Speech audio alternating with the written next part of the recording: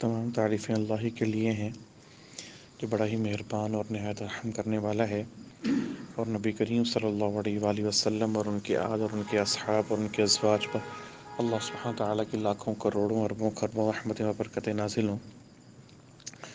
آج انشاءاللہ العزیز ہم جس صورت کا آغاز کر رہے ہیں وہ بہت بڑی صورت ہے، جس کے بارے میں نبی کریم صلی اللہ علیہ وآلہ وسلم نے فرمایا، اس کو امام احمد، ابو داؤد، نسائی، ابن ماجہ اور طبرانی ان سب نے نقل کیا ہے کہ نبی کریم صلی اللہ علیہ وسلم نے فرمایا، یاسین قلب القرآن، یعنی یہ جو یاسین ہے یہ سورہ قرآن، یہ والی جو صورت ہے یہ قرآن کا دل ہے۔ جس طرح سورہ فاتحہ کو ام القرآن فرمایا گیا، ام القرآن، اسی طرح یاسین کو قلب قرآن قرار دیا گیا۔ اور سورہ فاتحہ کو جو ام القرآن قرار دینے کا جو مقصد تھا وہ یہ ہے کہ پورے قرآن کا خلاصہ اس ایک سورت کے اندر تھا، 7 آیتوں کے اندر۔ اور یاسین کو دھڑکتا ہوا دل اور قلب مسمم اس لیے قرار دیا گیا کہ اس میں قرآن کی دعوت کو بہت زوردار طریقے سے پیش کیا، اور اس سے روح کے اوپر چھایا ہوا جمود ٹوٹتا ہے اور دل کے اندر حرکت پیدا ہوتی ہے۔ اور نبی کریم صلی اللہ علیہ وسلم نے فرمایا کہ اپنے مرنے والوں پر سورہ یاسین کو پڑھا کرو، اور اس کی مصلحت یہ ہے کہ مرتے وقت جو مسلمان ہے اس کے سامنے اسلام کے تمام عقائد پورے طریقے سے واضح ہو جائیں۔ اور اگر کوئی عربی جانتا ہے تو اس طرح عربی پڑھنا بھی کافی ہے، لیکن اگر کوئی عربی نہیں جانتا جس طرح ہم لوگ ہیں تو سورہ یاسین کے عربی کے ساتھ ساتھ اس کا اردو ترجمہ بھی ایک دفعہ پیش کر دیں، کیونکہ اس کے اندر بڑے واضح انداز میں قرآن کے سارے عقائد بہت زوردار طریقے سے پیش کیے گئے ہیں۔ تو اور سورہ یاسین کا بہت بڑا ایک فائدہ یہ بھی ہے کہ جو شخص فجر کے بعد سورہ یاسین پڑھ لیتا ہے تو اللہ سبحانہ و تعالی کا یہ وعدہ ہے کہ اس کے سارے دن کے کام اللہ سبحانہ و تعالیٰ اپنے ذمہ لے لیتے ہیں۔ سورہ یاسین کا سب سے بڑا فائدہ، اور نبی کریم صلی اللہ علیہ وسلم کا فرمان ہے کہ میرا دل چاہتا ہے، مفہوم اس کا یہ کریں کہ میرا دل چاہتا ہے کہ میرے ہر امتی کے دل کے اندر سورہ یاسین ہو، یعنی ہر امتی جو ہے وہ سورہ یاسین کو یاد کر لے۔ اور سورہ یاسین یاد کرنا کوئی مشکل کام نہیں ہے، یعنی 70 سال کی عمر میں بھی کوئی مشکل کام نہیں ہے۔ ہم نے بہت سارے لوگوں کو دیکھا مختلف عمروں کے کہ جن کو سورہ یاسین زبانی یاد ہے۔ تھوڑا تھوڑا کر کے کریں گے تو انشاءاللہ تعالی یاد ہو جائے گی، اس لیے کوشش یہ کیا کریں کہ فجر کے بعد سورہ یاسین کو پڑھ لیا کریں۔ تو ہم شروع کرتے ہیں، بسم اللہ الرحمن الرحیم۔ یاسین والقرآن الحکیم انک لمن المرسلین علی صراط مستقیم تنزیل العزیز الرحیم لتنذر قوما ما انذر آباؤهم فهم غافلون لقد حق القول على أكثرهم فهم لا يؤمنون إنا جعلنا في أعناقهم أغلالا فهي إلى الأذقان فهم مقمحون وجعلنا من بين أيديهم سدا ومن خلفهم سدا فأغشيناهم فهم لا يبصرون وسواء عليهم أأنذرتهم أم لم تنذرهم لا يؤمنون إنما تنذر من اتبع الذكر وخشي الرحمن بالغيب فبشره بمغفرة وأجر كريم إنا نحن نحيي الموتى ونكتب ما قدموا وآثارهم وكل شيء أحصيناه في إمام مبين۔ یاسین، قسم ہے قرآن حکیم کی کہ تم یقیناً رسولوں میں سے ہو۔ ابن عباس، ضحاک، حسن اور حسن بصری رحمۃ اللہ علیہ اور سفیان بن عیینہ رحمۃ اللہ علیہ قول ہے کہ یاسین سے مراد ہے اے انسان یا پھر اے شخص، اور بعض مفسرین نے اس کو یا سید بھی قرار دیا ہے، اور تقریباً سارے اس بات سے متفق ہیں کہ اس سے جناب رسول کریم حضرت محمد مصطفیٰ صلی اللہ علیہ وسلم مراد ہیں، اس لیے آپ صلی اللہ علیہ وسلم کا ایک نام یاسین بھی ہے کہ یاسین قسم ہے قرآن حکیم کی کہ تم یقیناً رسولوں میں سے ہو۔ اس کلام کا آغاز کرنے کا مطلب یہ نہیں تھا کہ معاذ اللہ نبی کریم صلی اللہ علیہ وآلہ وسلم کو اپنی نبوت میں شک تھا، یا اللہ سبحانہ تعالیٰ نے اس وقت آپ صلی اللہ علیہ وسلم کو رسول قرار دیا، بلکہ اس کو قرار دینے کا مقصد یہ تھا کہ کفار اس وقت اپنے پورے زور اور شور سے نبی کریم صلی اللہ علیہ وسلم کو نعوذ باللہ ساحر، کاہن، مجنون اور نعوذ باللہ ایسے ایسے الفاظ، بس میں اتنے الفاظ استعمال کر دیے کافی ہیں، اس قسم کے اور بہت سارے القابات سے یاد کر رہے تھے، اور ہر جگہ یہ پیش کر رہے تھے کہ نعوذ باللہ جناب رسول کریم صلی اللہ علیہ وسلم کے اوپر نہ کوئی شیطان مسلط ہے، یا اس قسم کی باتیں کر رہے تھے. میں بس زیادہ بات نہیں کرنا چاہتا. تو بہرحال سادہ الفاظ میں اگر ہم بات کریں تو وہ بہت زیادہ آپ صلی اللہ علیہ وسلم کے خلاف مخالف تھے. تو آپ صلی اللہ علیہ وسلم کو اللہ پاک نے تسلی دی کہ تم یقیناً رسولوں میں سے ہو اور سیدھے رستے پر ہو، اور یہ قرآن غالب اور رحیم ہستی کا نازل کرتے ہیں. قرآن قسم ہے قرآن حکیم کی، کہ اللہ پاک نے قرآن کی قسم کھائی اور اس کو حکیم کا لقب دیا، یعنی ایسی کتاب جو حکمت والی ہے. اور اگر حکمت والی کتاب ہے اور اتنی زبردست کتاب ہے اور ایک ایسے شخص کے اوپر نازل کی جا رہی ہے جو امی ہے، جس کو لکھنا نہیں آتا، پڑھنا نہیں آتا، اور اس نے ساری زندگی لکھا نہ پڑھا، اور وہ بڑے شاندار انداز میں اگر تمہیں آ کر بتا رہا ہے، اور ایسی حکمت والی کتاب، تو یقیناً یہ اللہ سبحانہ و تعالیٰ کی طرف سے، کسی اور کی طرف سے نہیں ہے. نبی کریم صلی اللہ علیہ وسلم کے اوپر ایک بہت بڑا جو الزام تھا وہ یہ بھی تھا کہ جناب رسول کریم صلی اللہ علیہ وسلم کی جو پہلی زوجہ تھی خدیجہ رضی اللہ تعالی عنہ، ان کے ایک بھائی تھے اور وہ تورات کے بہت بڑے عالم تھے. تو لوگوں نے یہ کہا کہ یہ، اور آپ اگر ہم دیکھیں نا تو قرآن کے 30 میں سے غالباً 28 سپاروں کے اندر جناب موسیٰ علیہ السلام کا ذکر ہے، اور آپ صلی اللہ علیہ وآلہ وسلم کی شریعت کے اندر تقریباً جو بہت سارے احکام ہیں وہ موسوی شریعت سے ہیں، یعنی موسیٰ علیہ السلام کی شریعت سے، اور وہ بھی موسیٰ علیہ السلام کے ہی پیروکار تھے. تو آپ صلی اللہ علیہ وسلم کا ایک بہت بڑا الزام یہ بھی تھا کہ جناب رسول کریم صلی اللہ علیہ وسلم ان سے سیکھا انہوں نے اور آ کر بیان کر دیا. اول تو یہ بات انتہائی مذاق خیز ہے کیونکہ ان کا انتقال ہو گیا تھا، اور دوسری بات یہ ہے کہ اگر اتنی بڑی کتاب ہے تو کوئی بیوقوف شخص ہی ہوگا کہ وہ اتنی عظیم کتاب لکھے اور اس کو کس دوسرے سے منسوب کر دے. اور دوسری بات یہ ہے کہ جناب رسول کریم صلی اللہ علیہ وسلم نے 40 سال کی عمر تک نہ کبھی جھوٹ بولا، نہ کبھی کسی کو دھوکہ دیا، نہ کسی کو دغا دیا، اور کوئی ایسی بات نہیں کی. تو اب وہاں یہ بتایا جا رہا ہے کہ تم یقیناً جو ہے وہ لوگ جو اس بہت غلط فہمی میں ہے کہ آپ صلی اللہ علیہ وسلم کسی دوسرے انسان سے سیکھ رہے ہیں یا خود گھڑ گھڑ کر لے کر آ رہے ہیں، کہ یہ قرآن غالب اور رحیم ہستی کے نازل کرتا ہے. یعنی قرآن کی یہاں 2 صفتیں بیان کی گئی، ایک غالب، قرآن غالب، اور رحیم ہستی کی طرف سے نہ. یعنی تم یہ نہ سمجھنا کہ کوئی بے وقت ہستی نے کہہ دیا اور ایک ایسی نصیحت کر دی، اب اگر تم نے مان لی تو وہ ٹھیک ہے، اگر تم نہیں مانو گے تو وہ کچھ کر نہیں سکتا. نہیں، ایک ایسی ہستی کی طرف سے ہے جس کے پاس زمین آسمان کی تمام قوتیں ہیں، جو جب چاہے، جب چاہے، جہاں چاہے، جس طرح چاہے، جو مرضی چاہے کر دے، اس سے کوئی پوچھنے والا نہیں ہے. اور اس تمام زبردست قوت کے ساتھ ساتھ وہ ہستی بہت رحیم بھی ہے، تمہارے گناہوں کے اوپر پردہ ڈالے ہوئے ہے، تمہیں مستقل رستہ دے رہی ہے، تمہیں مستقل سمجھا رہی ہے، تمہیں تمہارے گناہوں کو بچا کر تمہیں مزید ٹائم دے رہی ہے کہ شاید تم پلٹ آؤ. فرمایا تاکہ تم خبردار کرو ایک ایسی قوم کو جس کے باپ دادا خبردار نہ کیے گئے تھے اور اس وجہ سے وہ غفلت میں پڑے ہوئے تھے. یعنی اس قوم کے جو آباء و اجداد جو ہیں، جو قریب والے آباء و اجداد ہیں، ان سے مراد قریب والے ہو سکتے ہیں کیونکہ بہت سارے انبیاء علیہ الصلوۃ والسلام آپ صلی اللہ علیہ وسلم سے پہلے اس کو خطے میں آ چکے تھے. تو یہ ہو سکتا ہے کہ قریب والے اجداد کی بات ہو رہی ہو، 10 سال، 20 سال، 30-40 سال، یا اتنا کچھ عرصہ پہلے کے بعد، یا شاید کم و بیش سالوں کی بات ہو رہی ہو. اس لیے کہ جناب ابراہیم علیہ السلام، جناب اسماعیل علیہ السلام، اس کے بعد شعیب علیہ السلام، اور بہت سارے جو انبیاء علیہ السلام ان کائنات ان کے پاس آ چکے ہیں.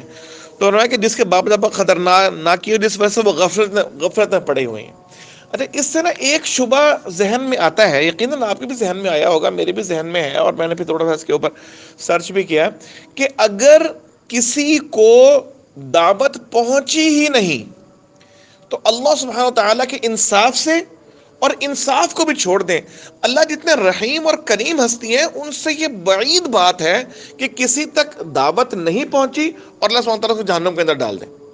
تو بات اصل میں یہ ہے کہ جناب رسول کریم صلی اللہ علیہ وسلم سے پہلے بہت سارے انبیاء علیہ السلام آئے، اور تمام انبیاء جو ایک مشہور نبی سیدنا ابراہیم علیہ السلام آئے، اور انبیاء علیہ السلام جب آتے تھے تو وہ ایک مخصوص قبیلے یا مخصوص علاقے کے لیے نہیں آتے تھے، بلکہ وہ ایک واسٹ ایریا کو کور کرتے تھے، اور اس واسٹ ایریا کو کور کرنے کے ساتھ ساتھ ان کی تعلیمات پھیل جاتی تھی، اور ایک علاقے سے دوسرے علاقے میں، دوسرے علاقے سے تیسرے علاقے میں، تو ایک وسیع علاقہ جو ہے وہ ان کے انڈر آ جاتا تھا کہ جہاں تک ان کی تعلیمات وغیرہ پہنچتی تھی. تو سیدنا ابراہیم علیہ السلام اور بہت سارے جو دوسرے انبیاء علیہ السلام ہیں، ان کی جو ہے وہ بہت ساری جو تعلیمات تھیں وہ یہاں تک پہنچ چکی تھیں، اور ان تعلیمات کی بنیاد پر بہت سارے لوگ ایسے تھے اس عرب کے اندر بھی، بہت سارے شعراء ایسے تھے، بہت سارے لکھنے والے ایسے تھے، بہت سارے لکھاری ایسے تھے، بہت سارے قصہ گو ایسے تھے جو بواحد تھے اور ایک اللہ پر یقین کرتے تھے، اور ابراہیم علیہ السلام کی جو شریعت تھی اس کی پیروی کرتے تھے. اور بار بار بہت سارے علاقوں میں جس طرح لوگ جاتے تھے وہاں جا کے کہانیاں سنتے تھے، وہاں جا کر وہ ان تعلیمات بناتے تھے تو وہ ان تک پہنچتی رہتی تھی. تو ایسی بات نہیں تھی. انہوں نے جس طرح اگر ہم آج کل کے اس میں دیکھ لیں تو بہت ساری ویڈیوز ایسی ہیں کہ جس کے اندر بہت ساری جگہوں کے اوپر سجدے کیے جا رہے ہیں، بہت سارے مزاروں کے اوپر سجدے کیے جا رہے ہیں. میں نے کل ایک ویڈیو دیکھی تھی، اس میں کوئی پیر صاحب تھے، واللہ عالم، اب مجھے نہیں پتا ان کے کیا پوزیشن ہے، ان کی قلبی پوزیشن کیا، اللہ کے نزدیک کیا ہے. ہم گمان بس کر سکتے ہیں کہ اللہ کرے وہ نیک ہوں، اور یا اگر نیک نہیں بھی تو اللہ ان کو نیک کر دے. بہت سارے لوگ آئے، خدا کی قسم آ کر ان کے سجدے میں گر گئے. اب آپ کیا کہیں گے اس کے بارے میں، اس شخص کے بارے میں؟ وہ آ رہے ہیں، ان کے پاؤں چوم رہے ہیں اور ان کے سامنے سجدے میں گر رہے ہیں. کرنے والا اور جو پسند کر رہا ہے دونوں اللہ سبحانہ تعالیٰ اس قرآن کے حکم وہ جہنم کے اندر جائیں گے. تو جس طرح آج کل کے دور میں جب قرآن ہمارے واضح شکلوں میں ہمارے پاس موجود ہے، نبی کریم صلی اللہ علیہ وسلم کی زندگی بالکل کلیئر کٹ ہو کے ہمارے سامنے پہنچ چکی ہے، یہاں بہت سارے لوگ ایسے موجود ہیں، تو اس زمانے میں بھی بہت سارے لوگ ایسے وہاں موجود تھے. بس بات لمبی ہو گئی. تو ایسا نہیں ہو سکتا، بس چونکہ بہت اہم بات اس لیے میں تھوڑا زیادہ ڈسکس کر لیا کہ ایسا نہیں ہو سکتا کہ ان تک بات نہ پہنچی ہو. ان تک یقیناً بات پہنچی تھی، لیکن ان کو اپنی انا زیادہ عزیز تھی، اور ان کو اپنے کاروباری معاملات زیادہ عزیز تھے کہ جس کی وجہ سے انہوں نے اس بات کو انکار کر دیا. فرمایا کہ ان میں سے اکثر لوگ فیصلہ عذاب کے مستحق ہو چکے ہیں اس لیے کہ وہ ایمان نہیں لاتے. یہ ان لوگوں کا ذکر ہے جو نبی کریم صلی اللہ علیہ وسلم کی دعوت کے مقابلے میں ضد اور ہٹ دھرمی کا رویہ اختیار کیے ہوئے تھے. وہ لوگ نہیں جن تک بات پہنچی نہیں تھی، وہ لوگ جن کو بات کلیئر کٹ ہو گئی تھی. اور جناب نبی کریم صلی اللہ علیہ وسلم کی ایک بیوی ہے غالباً صفیہ رضی اللہ تعالیٰ عنہ ہے، میں کل نام بتا دوں گا. وہ پہلے یہودی تھی. انہوں نے بتایا کہ میرے جو چچا تھے ان سے بہت محبت کرتے تھے، دور سفر کر کے آئے تو میں ان کے پاس گئی. پہلے وہ لپٹاتے تھے اور مجھے پیار کرتے تھے، لیکن مجھے انہوں نے بس کوئی خاص رسپانس نہیں دیا، اندر چلے گئے. میں نے کان لگا کھڑے ہو گئے تو میرے باپ نے پوچھا ہاں بھائی ہو آئے؟ انہوں نے کہا ہاں جی ہو آیا. انہوں نے کہا ٹھیک ہے جی کیا پایا؟ اس نے کہا جی نبی ہیں. انہوں نے کہا جو ہماری ساری نشانیاں کتاب میں پوری ہیں؟ اس نے کہا جی بالکل پوری ہیں. پھر چچا نے پوچھا کہ اب کیا ارادہ ہے؟ تو کہ میرے باپ نے جواب دیا کہ جب تک زندہ ہیں اس کی مخالفت کریں گے. یعنی انہوں نے اپنی کتاب کی نشانیاں دے کر بڑے بھائی نے چھوٹے بھائی کو بھیجا جناب صلی اللہ علیہ وسلم کے کہ جا کر دیکھ کر آؤ، مہر نبوت ہے اور بہت سارے معاملات ہیں، کیا یہ پوری ہیں؟ انہوں نے کہا جی پورے ہیں. انہوں نے کہا پھر اب کیا کروں گا؟ اب ہٹ دھرمی کرنی ہے. جو ایسے ہٹ دھرم لوگ ہیں ان کے لیے فرمایا کہ وہ عذاب کے مستحق ہو چکے ہیں اس لیے کوئی ایمان نہیں لاتے. ہم نے ان کی گردنوں میں طوق ڈال دیے ہیں جن سے وہ تھوڑیوں تک جکڑے گئے ہیں.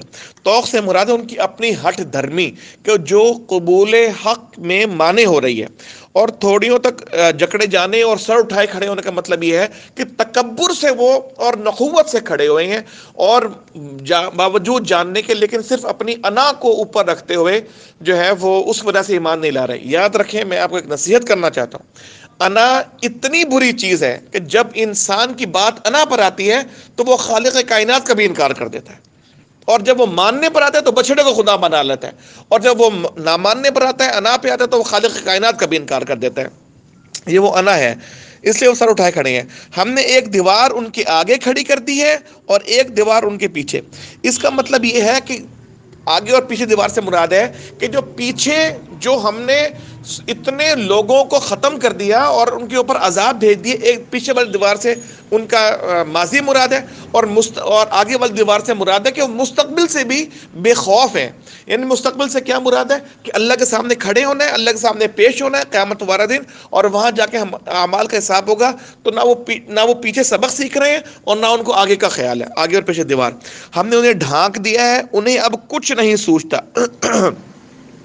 کہ ان کی غلط فہمیوں ان کے اوپر غلط فہمیوں کے اور تعصب کے ایسے پردے پڑ گئے ہیں کہ اب وہ سوچتا ہی کچھ نہیں ہے، بس وہ اندھوں کی طرح چلے جا رہے ہیں آگے۔ ان کے لیے یکساں ہے، تم انہیں خبردار کرو یا نہ کرو یہ نہ مانیں گے۔ اچھا، اس کا مطلب یہ ہرگز نہیں ہے کہ اگر ایک بندہ انکار کر رہے ہیں تو تم ماننا چھوڑ دو، بلکہ بتایا جا رہا ہے کہ ان میں سے اکثر لوگ ایسے ہیں کہ جو نہیں مان رہے، لیکن کچھ لوگ ایسے بھی ہیں کہ جب تم ان کو دعوت تک پہنچاؤ گے تو وہ مان لیں گے۔ تو ایسے لوگ جنہوں نے بالکل انکار کر، تم ان کو چھوڑ دو اور باقی سب کو متاع جان کی طرح سمیٹ لو۔ ہمایا کہ تم اسی شخص کو خبردار کر سکتے ہو جو نصیحت کی پیروی کرے اور بے دیکھے خدائے رحمان سے ڈرے، اسے مغفرت اور اجر کریم کی بشارت دے دو۔ ہم یقیناً ایک روز مردوں کو زندہ کرنے والے ہیں، جو کچھ افعال انہوں نے کیے ہیں وہ سب ہم لکھتے جا رہے ہیں، اور جو کچھ آثار انہوں نے پیچھے چھوڑے ہیں وہ بھی ہم ثبت کر رہے ہیں۔ ہر چیز کو ہم نے ایک کھلی کتاب میں درج کیا ہوا ہے۔ یہ بھی نا بڑا امپورٹنٹ ہے، انشاءاللہ اس کو ہم کل ڈسکس کریں گے، کل انشاءاللہ اس کو ڈسکس کریں گے۔ بسم اللہ الرحمن الرحیم۔ اللہ پاک ہم سب کو اس پر عمل کرنے سے پہنچانے توفیق عطا فرمائے۔ بسم اللہ الرحمن الرحیم، الحمد للہ رب العالمین والعاقبۃ للمتقین، الصلاۃ والسلام علی سید المرسلین خاتم النبیین رحمۃ للعالمین۔ یا اللہ نبی پاک صلی اللہ علیہ وآلہ وسلم کو مقام وسیلہ اور مقام محمود عطا فرما۔ یا اللہ آپ صلی اللہ علیہ وآلہ وسلم کو جزائے خیر نصیب فرما۔ یا اللہ آپ صلی اللہ علیہ وآلہ وسلم کی محنت، محبت، شفاعت اور شفقت نصیب فرما۔ یا اللہ آپ صلی اللہ علیہ وسلم نے جو دعائیں امت کے لیے مانگی ہیں اور جن پریشانیوں سے، مصیبتوں سے، تکالیف سے، مصائب سے، آلام سے، اور یا اللہ شیطان سے پناہ مانگی ہے، آزمائشوں سے، یا اللہ ہم سب کو پناہ نصیب فرما دے میرے مولا۔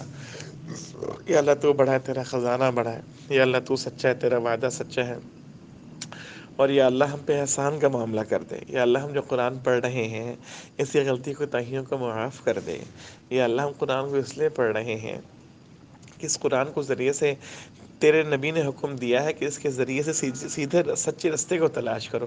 یا اللہ اس رستے کی تلاش میں یا اللہ ہم کوششیں کر رہے ہیں، ہماری اس کوششوں کو قبول کر لے، ہمارے گناہوں کو معاف کر دے، اور قرآن کو ہمارا رہبر رہنما بنا دے، اور قرآن کو ہمارا شافع بنا دے، اور یا اللہ قرآن کو ہمیں اپنی زندگی میں امپلیمنٹ کرنے والا بنا دے، اور قرآن کو دوسروں تک پہنچانے والا بنا دے، اور قرآن کو دنیا کے آخری کونے اور آخری انسان تک جا کر اپنا کلام یا اللہ ہمیں پہنچانے کی توفیق اور ہمت اور کوشش کرنے کی توفیق دے دے میرے مولا۔ یا اللہ تو بڑا ہے، تیرا خزانہ بڑا ہے، تو سچا ہے، تیرا وعدہ سچا ہے۔ یا اللہ ہم پہ مہربانی کر دے، یا اللہ بس احسان کر دے، کرم کر دے، عافیت کر دے، مہربانی کر دے، رحم کر دے۔ یا اللہ جن لوگوں نے دعاؤں کہا ہے اور جن کے دعاؤں کا حق ہے ان کے دعاؤں کو قبول فرما لے۔ یا اللہ جو کچھ ہمارے ذہنوں میں ہے، جو کچھ ہمارے دلوں میں ہے، جو کچھ ہمارے زبانوں پہ ہے، جو کچھ ہم نے مانگا ہے، جو کچھ ہم نے مانگنا تھا، جو کچھ ہمارے لیے بہتر ہے، یا اللہ ہمیں سب پورے عطا فرما دے۔ یا اللہ ہمیں تو مانگنا بنیادہ بن مانگے عطا فرما دے میرے مولا۔ یا اللہ ہماری ضروریات کو پورا کر دے، ہماری پریشانیوں کو ختم کر دے، ہماری مصیبتوں کو ٹال دے میرے مولا، ہماری آزمائشوں کو سلسلہ ختم کر دے۔ یا اللہ اب تک بغیر مانگے دے، یا اللہ آئندہ بھی بغیر مانگے دے دے میرے مولا۔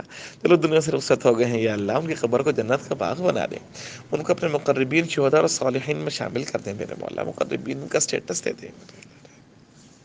سبحان اللہ بحمدہ، سبحانک اللہم وبحمدک، اشہد ان لا الہ الا انت، استغفرک واتوب الیک۔ سبحان ربک رب العزة عما يصفون، وسلام على المرسلين والحمد لله رب العالمين، صلی اللہ تعالی علی خیر خلقہ محمد وعلى نور عرشہ وعلى آلہ واصحابہ وازواجہ وذریاتہ اہل بیتہ اجمعین برحمتک یا ارحم۔